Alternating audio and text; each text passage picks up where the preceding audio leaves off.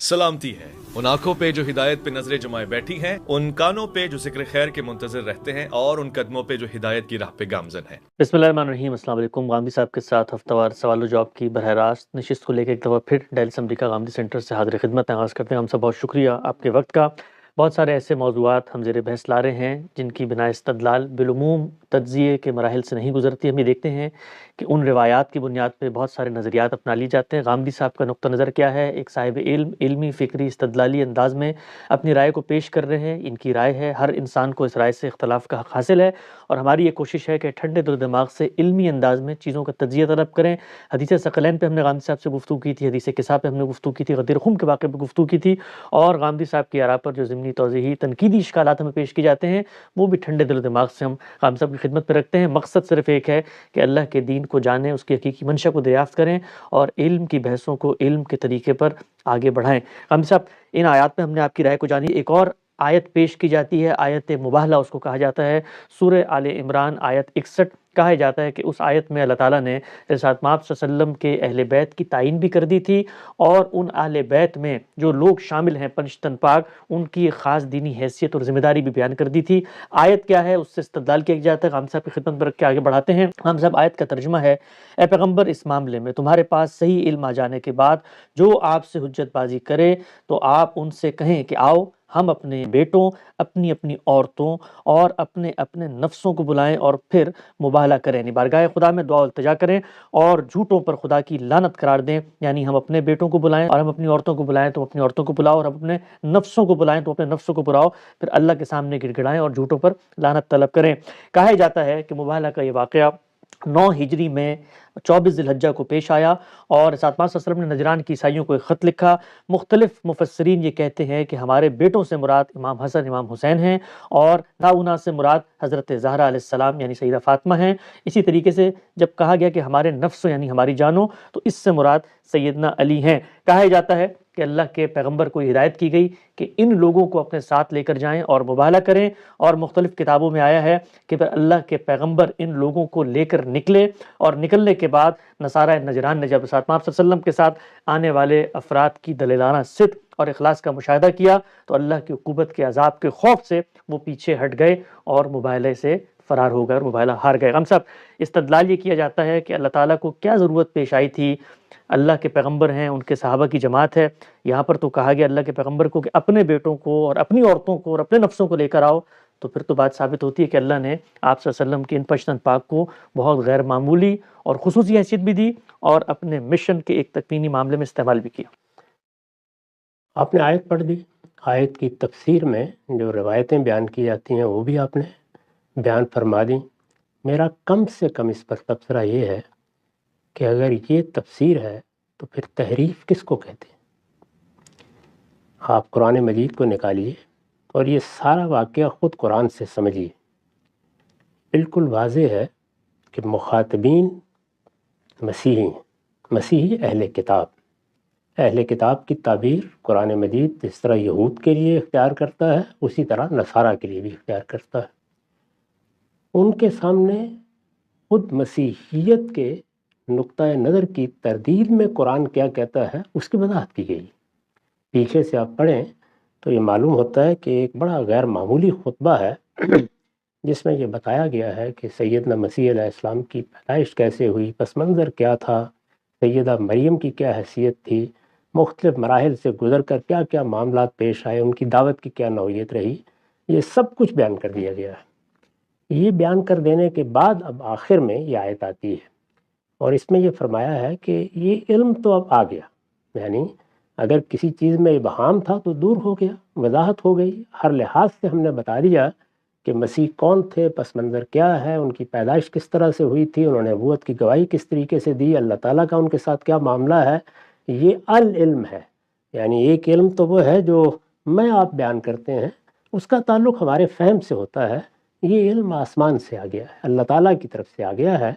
जब इल्म के तरीके पर हक़ाइक़ वाज़े कर दिए जाएँ तो एक माकूल शख्स को या एक माकूल गिरोह को तो इल्मी तरीके से उसको समझ कर मान लेना चाहिए। लेकिन कुरान कहता है कि लोग बिलअमूम ऐसा नहीं करते। जब कुछ चीज़ें उनके तअस्सुबात बन जाती हैं, उनकी तारीख़ बन जाती हैं, ان کے فرقے اور ان کے گروہ بن جاتی ہیں، اس کے لیے خاص تعبیریں وجود میں آ جاتی ہیں، تو پھر وہ اللہ تعالیٰ کی طرف سے آنے والے علم کے مقابل میں بھی تمرد اختیار کر لیتے ہیں۔ یہ ساری بات بیان کرنے کے بعد قرآن کہتا ہے فمن حاجک من بعد ما جاءک من العلم، یہ جو العلم تمہارے پاس آ گیا ہے، اگر اس کے بعد بھی کچھ لوگ اصرار کرتے ہیں کہ وہ بحث کریں گے، وہ مجادلہ کریں گے، وہ جھگڑیں گے، یعنی وہ اس پر مصر ہیں، تو اب علم کے بعد کیا کیا جائے؟ یعنی بات واضح کر دی، آسمان سے واضح کر دی گئی، اللہ کا کلام نازل ہو گیا، اللہ تعالیٰ کی کتاب میں بات آ گئی، جو سب سے بڑھ کر بتا سکتا تھا کہ واقعات کیسے ہوئے اس نے بتا دیے۔ انسانوں کے اندر کوئی اختلاف تھا تو اس کو دور کرنے کی اس سے بڑھ کر کیا شکل ہو سکتی تھی کہ آسمان کی وحی آ جائے؟ تو فرمایا کہ وہ آ گئی، اس لیے اب علم و استدلال کا معاملہ تو ختم ہو گیا، اور جب علم و استدلال کا معاملہ ختم ہو گیا ہے تو ایک طرف اب مسلمانوں کی جماعت یعنی محمد الرسول اللہ والذین معہ، رسول اللہ یعنی محمد صلی اللہ علیہ وسلم اللہ کے پیغمبر کی حیثیت سے موجود ہیں، وہ صحیح بات کی دعوت دے رہے ہیں، اللہ کا کلام ان پر اتر رہا ہے، اللہ کا پیغام پہنچ رہا ہے، ان کے ساتھی یعنی وہ لوگ جو ان پہ ایمان لے آئے ہیں۔ دوسرے لفظوں میں کہیے تو مسلمانوں کی جماعت ہے۔ دوسری جانب مسیحی جماعت ہے، یعنی جو مخاطبین تھے جن کو یہ سب بتایا گیا، تو فرمایا کہ اگر یہ اس کے بعد بھی بحث کرتے ہیں، جھگڑا کرتے ہیں، بات ماننے کے لیے تیار نہیں ہوتے، تو پھر ان سے کہیں کہ ہم بھی اپنے بچوں کو بلا لیتے ہیں، آپ بھی بلا لیں، ہم بھی اپنی عورتوں کو بلا لیتے ہیں، آپ بھی بلا لیں، ہم بھی اپنے آپ کو لے آتے ہیں، آپ بھی آ جائیں، ہم سب جمع ہو جاتے ہیں، اور آپ بھی دعا کریں، ہم بھی دعا کرتے ہیں کہ اللہ تعالیٰ پھر اس معاملے کا فیصلہ کر دے۔ یعنی اب تو گویا آسمان سے پھر فیصلہ ہے جو مانگا جائے گا۔ مباہلہ کیا ہے؟ آسمان سے فیصلے کی طلب، یعنی دعا کرنی ہے۔ اب اللہ تعالیٰ کی طرف سے پھر وہ نشانی ظاہر ہو جائے گی، ان پر عذاب آنا ہے تو ان پر آ جائے گا، ہم پر آنا ہے تو ہم پر آ جائے گا، جو بھی غلط بیانی کر رہا ہے۔ تو مباہلے کا مطلب یہ ہے، یہ بات آخر میں کہہ دی گئی ان کو۔ یہاں اب آپ خود غور کر لیجئے کہ الفاظ کیا ہیں، ابنانا و ابناکم، نسانا و نساکم، انفسنا و انفسکم، یعنی ایک مسلمانوں کی جماعت ہے، ایک مسیحیوں کی جماعت ہے، یہ آئیں گے۔ اگر کوئی ایسا واقعہ پیش آتا تو ظاہر ہے کیا ہوتا، رسالت مآب صلی اللہ علیہ وسلم اور آپ کے صحابہ کی جماعت ایک طرف ہوتی، جس طرح کے نماز استسقاء میں ایسے ہی ہوتا ہے نا، باہر نکل آتے ہیں، اللہ سے رحمت کی دعا کرتے ہیں، یہ لعنت کی دعا ہے۔ صحابہ کی جماعت ہوتی اور حضور ہوتے، دوسری جانب مسیحی ہوتے اور ان کے اہل خاندان ہوتے، تو یہ سب لوگ آتے۔ تو یہاں ابنانا کا مطلب ہے ہم مسلمانوں کے بچے، نسانا کا مطلب ہے ہم مسلمانوں کی عورتیں، انفسنا و انفسکم کا مطلب ہے ہم مسلمان خود بھی اور تم سب لوگ بھی۔ تو یہ سب جمع کسی ہیں جو استعمال ہوئے ہیں، یہاں کسی خاندان کا، کسی شخص واحد کا ذکر نہیں ہے، یہاں تو انفسنا و انفسکم ہے، یعنی رسالت مآب صلی اللہ علیہ وسلم کے بارے میں بیان نہیں ہو رہا محض، بلکہ مسلمانوں کی پوری جماعت زیر بحث ہے۔ اس طرح صرف آپ کی اولاد زیر بحث نہیں ہے، بلکہ مسلمانوں کی اولاد زیر بحث ہے۔ آپ کی عورتیں صرف زیر بحث نہیں ہیں، اور عورتیں وہ بھی جمع استعمال ہوا ہے۔ یہ مسلمانوں کی جماعت اور مسیحی جماعت، مسلمانوں کی جماعت اور ان کے مقابل میں، یعنی مسلمانوں کی جماعت کیا ہے؟ محمد الرسول اللہ والذین معہ، اللہ کا پیغمبر موجود ہے اور ان کے ساتھی، ان کے صحابہ موجود ہیں۔ تو اگر ایسا کوئی واقعہ پیش آتا تو آیت میں یہ بات کہی گئی ہے، اس میں نہ کوئی خاندان کا ذکر ہے، نہ وہاں اہل بیت کا کوئی تذکرہ ہے، نہ اس طور کے کوئی الفاظ ہیں، وہاں اہل بیت تو ایک طرف، اہل کا لفظ بھی نہیں ہے۔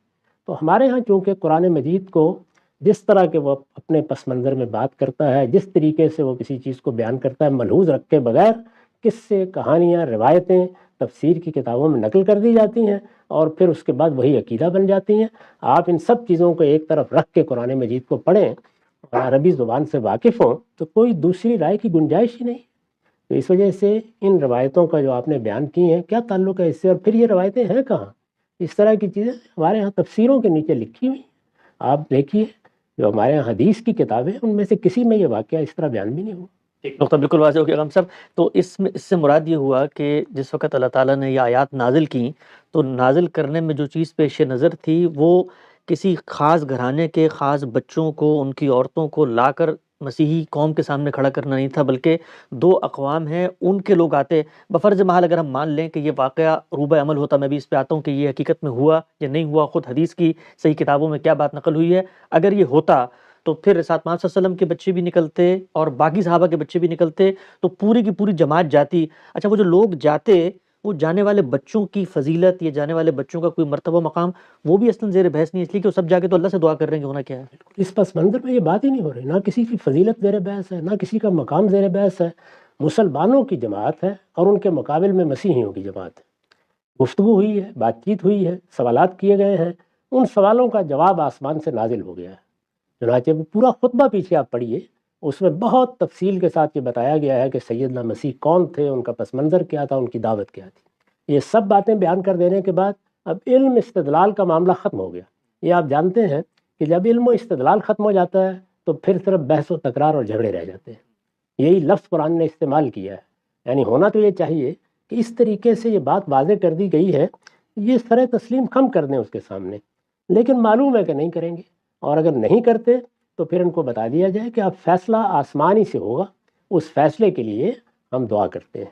یہ مسلمانوں کی جماعت ہے، وہ مسیحیوں کی جماعت ہے، ان کی بھی پوری جماعت کو آنا ہے، ان کے بھی بیوی بچوں کو آنا ہے، ان کو بھی آنا ہے۔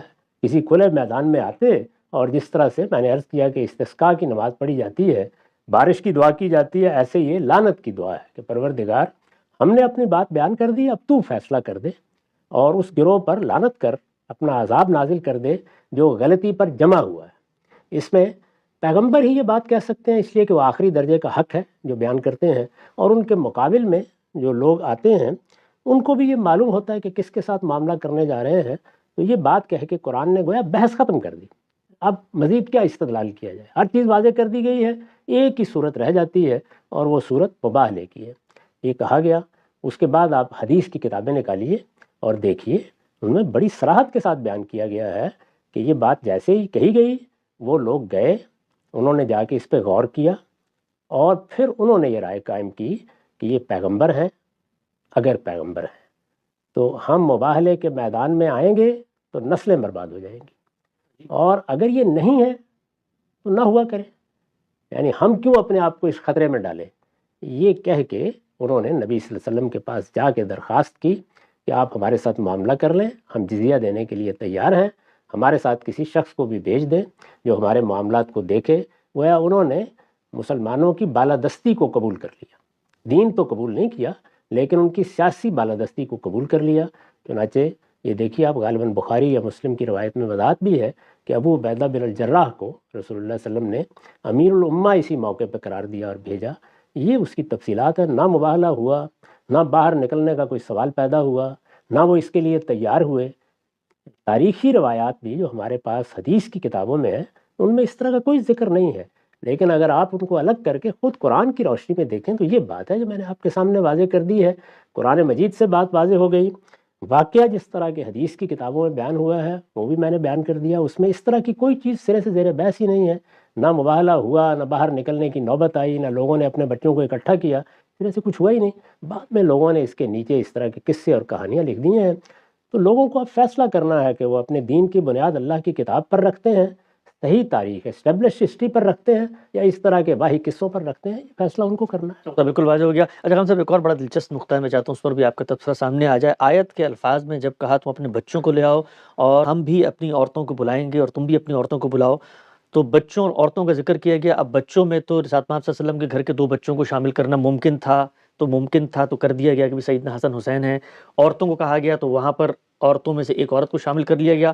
اب جو تصور قائم کیا گیا تھا پنجتن پاک کا، اس میں ایک فریق باقی تھے جن کو اس آیت میں داخل کرنا تھا، تو اس کے لیے جو قرآن نے الفاظ استعمال کیے وہ انفس کے تھے۔ تو کہا یہ گیا ہے مختلف تفاسیر میں کہ یہاں نفس سے مراد سیدنا علی ہیں۔ آپ نے جو ترجمہ کیا ہے میں اس کو پڑھ دیتا ہوں۔ آپ نے ترجمہ یہ کیا کہ پروردگار کی طرف سے یہی حق ہے، لہٰذا تم کسی شبہ میں نہ رہو، پھر یہ علم تمہارے پاس آ جانے کے بعد بھی جو اس معاملے میں تم سے جھگڑیں تو کہہ دو کہ آؤ ہم بھی اپنے بچوں کو بلائیں اور تم بھی اپنے بچوں کو لے آؤ، اور ہم بھی اپنی عورتوں کو بلائیں اور تم بھی اپنی عورتوں کو لے آؤ، اور آؤ ہم اور تم خود بھی آ جائیں۔ یہ انفس کا ترجمہ آپ نے کیا، ہم اور تم خود بھی آ جائیں، اور اس کی آپ نے وضاحت میں بھی لکھا کہ عربی زبان کے اسلوب کے مطابق میں نے یہاں پر جو چیزیں تھیں ان کو کھول دیا ہے۔ ندو نحن ابناءنا وانتم ابناءکم ونحضر نحن انفسنا وانتم انفسکم۔ یہ بتائیے گا کہ یہ جو نفس کا لفظ آیا ہے، اس نفس کے لفظ سے کسی متعین فریق کسی شخص کو قرآن کی روشنی میں مراد لیا سکتا ہے؟ کوئی امکان نہیں اس بات کا، ایسے ہی جیسے ہم بولتے ہیں ہم خود بھی آ جائیں، یعنی جیسے اردو میں آپ بولتے ہیں ایسے ہی یہ لفظ بولا جاتا ہے، اور سب جمع کے سیغے ہیں، یعنی اس میں کوئی ایک سیغہ بھی واحد کا نہیں ہے۔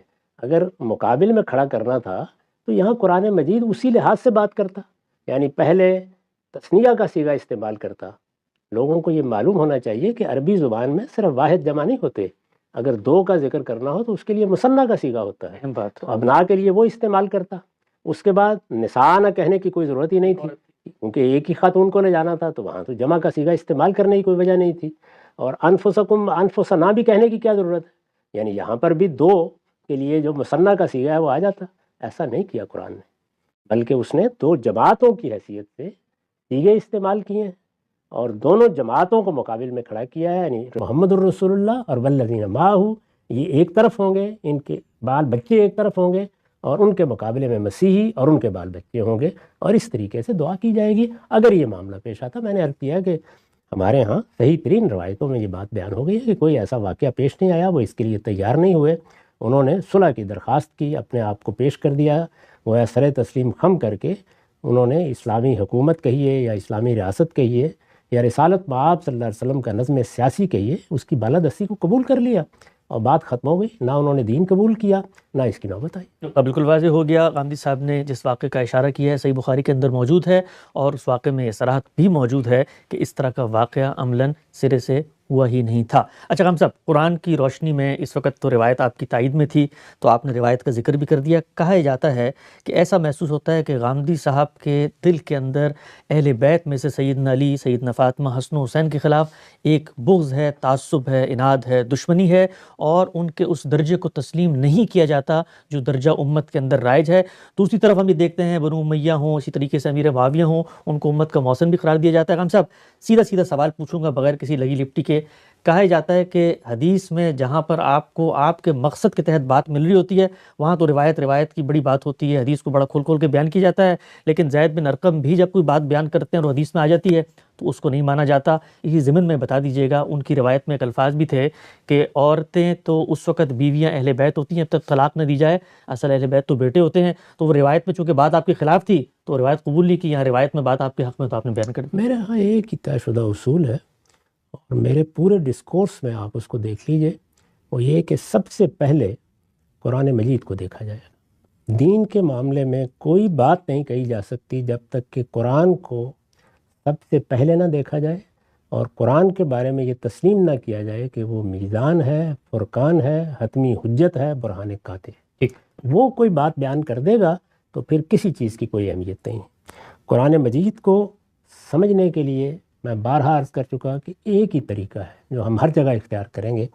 سب سے پہلے یہ دیکھیں گے کہ جو الفاظ استعمال ہوئے ہیں وہ عربی زبان میں کس مفہوم میں آتے ہیں، اور ان میں معروف معنی لیے جائیں گے ہمیشہ، کیونکہ خود قرآن نے پابند کر دیا ہے کہ وہ بلسان عربی مبین نازل ہوا ہے۔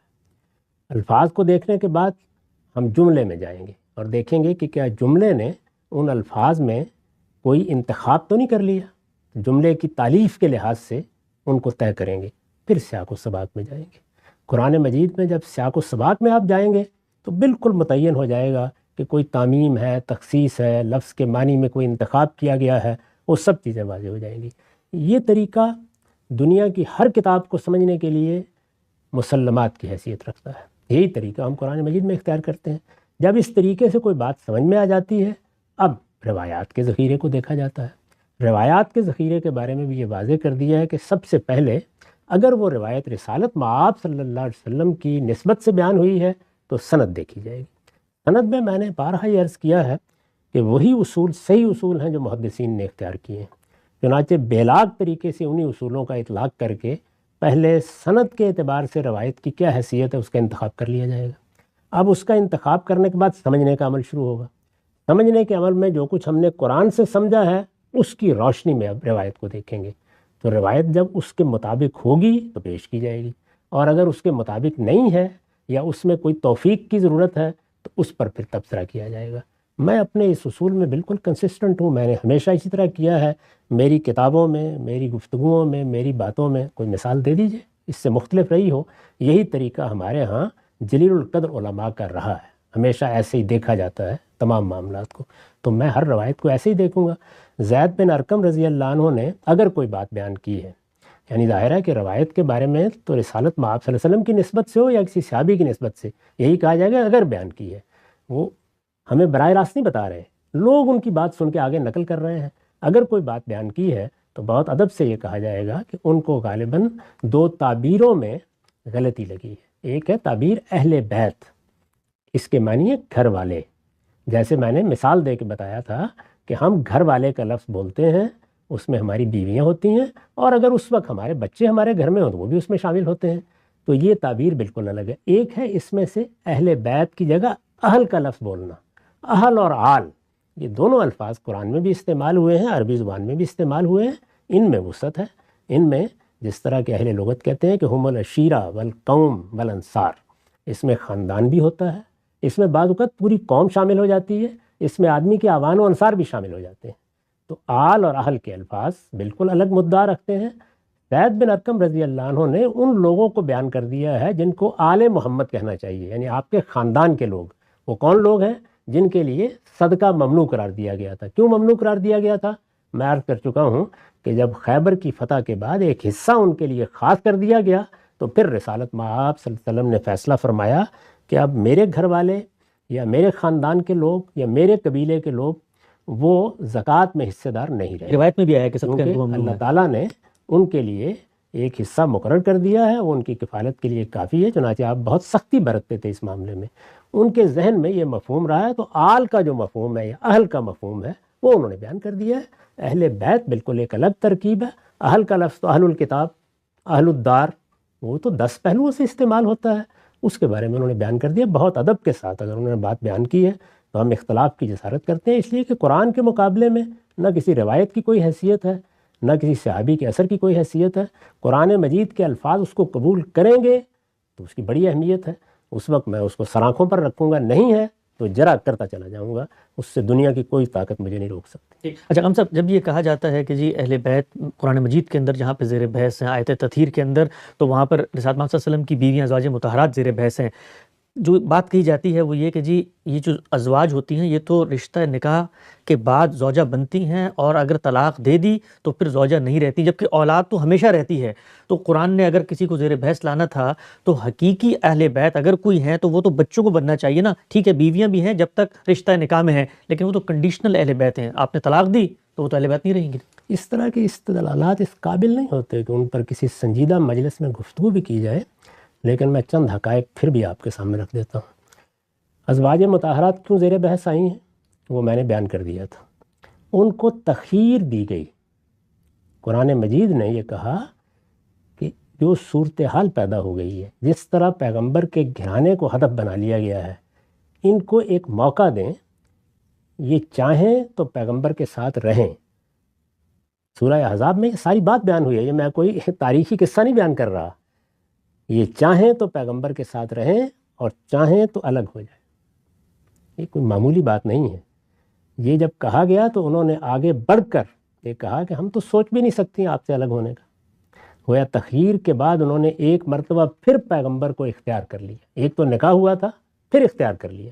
یہ وہ اختیار ہے جس کو تخیر کے لفظ سے عام طور پر تعبیر کیا جاتا ہے۔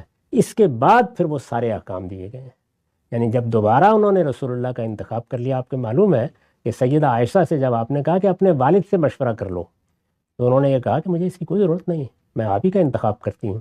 تو سب کی سب آپ کی ازواج نے جب آپ کا انتخاب کر لیا تو پھر میں نے عرض کیا تھا کہ یہ کہا گیا کہ اب تم لستن کاحد من النساء، یہ جو بیویاں جن کو آپ طلاقیں دیتے ہیں اور ان کی جگہ بیویاں لے آتے ہیں، یا وہ بیویاں نہیں رہیں، یہ اب کچھ اور ہستیاں بن گئی ہیں۔ اس میں کہا گیا کہ اگر کوئی غلطی کرو گی تو دوہرا عذاب ہے، اور اگر صحیح راستے پر رہو گی تو ہر نیکی کا دوہرا اجر ہے۔ تم اب امت کی مائیں قرار دے دی گئی ہو، تمہارے لیے کچھ پابندیاں عائد کی جا رہی ہیں جن کے ساتھ تم نے اپنی زندگی بسر کرنی ہے۔ تمہارا اصل کام اب اس حکمت کا چرچا کرنا ہے جو تمہارے گھر میں نازل ہوتی ہے۔ اور رسول اللہ کو خطاب کر کے کہا گیا کہ یہ امت کی مائیں ہیں، ماؤں کی حیثیت سے اب کوئی مسلمان ان کے ساتھ نکاح کا ارمان کبھی بھی اپنے دل میں نہ رکھے، اور آپ بھی اس بات کو اچھی طرح سمجھ لیں۔ کیا ہے؟ لا یحل لک النساء من بعد، آپ کے لیے اب کسی اور عورت سے شادی کرنا بھی اس کے بعد جائز نہیں رہا. ولان تبدل بہندا من ازواج، اور آپ ان کو طلاق دے کے اب ان کی جگہ کوئی دوسری بیوی بھی نہیں لا سکتے. طلاق تو ہو ہی نہیں سکتی. تو اس وجہ سے لوگوں کو چاہیے کہ وہ اللہ کی کتاب پڑھیں، دیکھیں وہاں کیا زیر بحث ہے، کیا کہا جا رہا ہے، کیا اس کے نتائج ہیں. میں اس پر اس کے سوا کیا عرض کر سکتا ہوں کہ یہ چیزیں تو اس قابل بھی نہیں ہیں کہ ان کو التفات کی نگاہ سے دیکھا جائے، لیکن اب آپ نے فرمایا تو میں نے تبصرہ کر نقطہ بالکل واضح ہو گیا ہے. غامدی صاحب کے ساتھ ہم ان اہم امور کے اوپر تبادلہ خیال کر رہے ہیں جس پر ہماری امت میں عقائد کی پوری فہرستیں بنا دی گئی ہیں. انشاءاللہ پوری کی پوری پیشکش کے اوپر جو کچھ اختلافات سامنے آتے ہیں ٹھنڈے دل و دماغ سے علمی استدلالی فکری انداز میں زیر بحث لاتے رہیں گے. وقت یہاں پہ ختم ہوتا ہے. دوبارہ حاضر خدمت ہوں گے. اب تک آپ کا بہت شکریہ.